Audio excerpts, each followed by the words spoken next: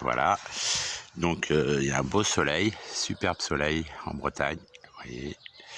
Et voilà, le printemps revient. Là, vous avez la petite ciboulette qui est ressortie. Bon, faut que j'enlève un peu les mauvaises herbes. Hein. Là, c'est les petits rosiers qui redémarrent.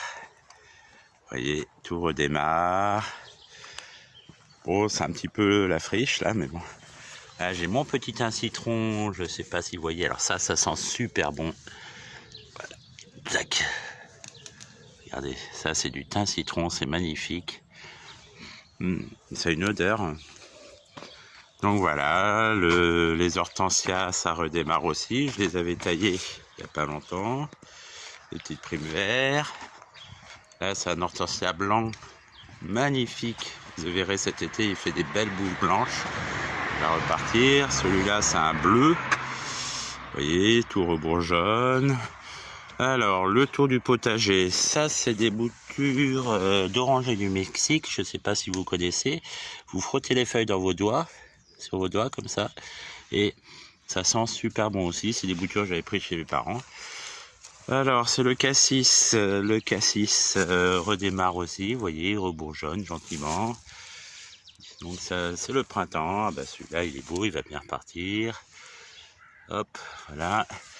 L'ail que j'avais planté cet automne, il est pas trop mal. Vous voyez, il est bien beau à récolter cet été, on verra. Là, c'est des petites salades avec des choux cabus, des choux-fleurs. Des choux-fleurs ici, là il y a des choux cabus. Et je sais plus trop ce que j'ai mis. Des brocolis, voilà. Des brocolis. Là, c'est le plan, c'est la parcelle que j'ai préparée pour mes tomates. J'ai passé un coup de tondeuse ce matin, puis j'aurai plus qu'à passer un coup de grelinette, enlever l'herbe, et mes tomates seront ici, avec la mini-serre. Des échalotes que j'avais mis cet été, non, en automne, pardon. Bon, je sais pas ce que ça va donner, j'ai encore replanter quelques-unes. Et là, c'est mes petites salades, je vous avais fait des vidéos. Bon, il n'y en a pas beaucoup contenues, finalement. Si, il y en a quelques-unes, comme 2 ou 3 contenues, vous voyez, vous vous rappelez la petite vidéo que j'avais fait, voilà, bon, bah, elles ont passé l'hiver, elles ont résisté au gel, voilà, c'est des salades iceberg, bon, là, j'en ai rajouté quelques-unes, hein, on verra bien, et là, c'est mes petits, qu'est-ce que j'ai mis là, des petits pois nains, voilà, bon, on les voit pas beaucoup, mais ils sortent. Alors, on dit que le haricot gèle de peur, mais bon, apparemment, ceux-là, c'est des costauds, donc, vous voyez, ils sortent, et pourtant, on est en mois de mars, donc normalement c'est un petit peu tôt, j'avoue, je reconnais, mais bon, j'ai voulu tenter, j'ai fait ça à la bonne lune.